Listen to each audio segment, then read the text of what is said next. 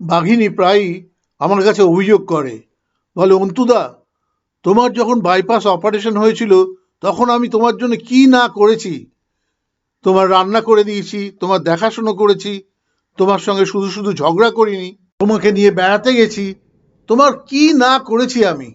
আর তুমি আমার কোনো খোঁজই রাখো না। এইবারে আসল কথায় আসি।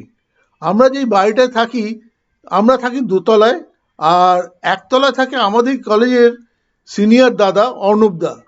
অর্ণবদা খুব ফেমাস লোক ইন্ডাস্ট্রিতে, সবাই চেনে। কিন্তু ইদানিং অর্ণবদার শরীরটা খুব ভালো যাচ্ছে না, পার্কিনসন্স হয়েছে। আর তাছাড়াও কিছুদিন আগে হঠাৎ করে বুক ব্যথা, রাত্রিবেলায় অ্যাপোলোতে নিয়ে যাওয়া হলো, পরের দিন অ্যাঞ্জিওগ্রাম করলো, তবে দেখা গেল হার্টের তেমন কোনো সমস্যা নেই। কিন্তু বাড়ি ফেরার কিছুদিন পরেই বাথরুমে পড়ে গিয়ে কান কেটে ফেললো। যাই হোক, নার্সিংহোমে গিয়ে কানে স্টিচ টিচ করিয়ে এলো। অর্ণবদা নিজেই বলতে থাকলো, এরপরে কেউ বাড়ির অ্যাড্রেস জিজ্ঞেস করলেই লোকে বলবে, ও ওই কান কাটা অর্ণব ঝার বাড়ি। তবে অর্ণবদা মোটামুটি সুস্থ হয়ে ওই কানে ব্যান্ডেজ নিয়েই ফ্যাক্টরি যাচ্ছিল, আসছিল, মোটামুটি ঠিকই ছিল। তারপরেই আবার একদিন ফ্যাক্টরি থেকে ফিরে জুতো খুলতে গিয়ে পড়ে গেল এবং কাঁধের হাড় ডিসলোকেটেড হয়ে গেল। কাজেই অপারেশন করে হাড়ের মধ্যে স্ক্রু ট্রু লাগিয়ে ঠিক করতে হলো। অপারেশনের সময় আমি নার্সিংহোমে ছিলাম, কিন্তু তখন কোনো প্রবলেম হয়নি। প্রবলেম শুরু হলো অ্যানেস্থেশিয়ার এফেক্ট চলে যাওয়ার পরে। অর্ণবদা খুব ভুলভাল কথা বলতে শুরু করলো, ভায়োলেন্ট হয়ে গেল, বৌদি ছাড়া কারোর কথাই শুনবে না। এমনকি ডাক্তারবাবু ওষুধ দিলে সেটাও বৌদিকে জিজ্ঞেস করে তবে খাচ্ছে। আমি বললাম, বৌদি আপনাদের যে এত প্রেম তা তো আমার জানা ছিল না। বৌদি বলল, ওরে বাবা, তোমার দাদার প্রেমের জ্বালায় আমি অতিষ্ঠ হয়ে গেলাম। এটা শুনেই আমার মাথায় একটা বুদ্ধি খেলে গেল। গতকাল থেকে বাঘিনীকে আমি সকালবেলায় উঠে বললাম, হ্যালো, গুড মর্নিং, কখন উঠলে? ব্রেকফাস্ট খেয়েছো? প্রেশারের ওষুধ খেয়েছো? বাঘিনী অবশ্য বলে আমার অত্যাচারেই নাকি বাঘিনীর প্রেশার হয়েছে।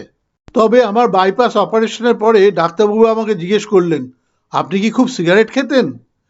আমি বললাম, আমি জীবনে কখনো সিগারেট খাইনি। বলে, তাহলে কি খুব ড্রিঙ্ক করতেন?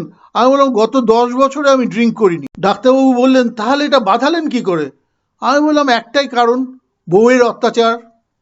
ডাক্তারবাবু বললেন, না, সেটা হতে পারে, এখানে তাকিয়ে দেখুন, বেশিরভাগ পেশেন্টই হলো পুরুষ। তা বাঘিনীর প্রতি অ্যাটেনশন দেওয়া আমার অব্যাহত থাকলো। বাঘিনী কি করছে না করছে, কোথায় যাচ্ছে, সব খবর রাখছি। বাঘিনীর বোধহয় একটু সন্দেহ হলো, বললো, কি ব্যাপার বলো তো অন্তুদা, তুমি আমার এত খবর রাখছো? আমি বললাম, না, আমি তো অর্ণবদাকে দেখলাম সব কথায় কেমন বৌদি বৌদি করে, তাই ভাবলাম তোমার খবর রাখাটাও আমার কর্তব্য। বাঘিনী বলল, তুমি তো জ্বালিয়ে মারছো, আমার খবর আর তোমাকে রাখতে হবে না, তুমি তোমার মতো থাকো, আমি আমার মতো থাকি। আমি বললাম, আর কোনোদিনও কিন্তু বলতে পারবে না যে আমি তোমার কোনো খবর রাখি না। বাঘিনী বলল, অনেক হয়েছে, আর জীবনে বলবো না। কিন্তু বাঘিনী এক হাতে খায়, আরেক হাতে মুছে ফেলে। এই বাঘিনী যখন সোডিয়াম পটাশিয়াম ফল করে প্রায় মাইনাস হয়ে যাচ্ছিল, আমি ফেসবুকে স্টেটাস সিঙ্গেল দেবো বলে সব ঠিক করে ফেলেছি, তখন আমি আর বাঘিনীর বাচ্চা বাঘিনীর কম যত্ন করেছি? সেসব একেবারে বেমালুম ভুলে গেল। আপনারাই বলুন, আমি বাঘিনীর কত যত্ন করি, কত খবর রাখি। বাঘিনী না মানলে আমি আর কি করব।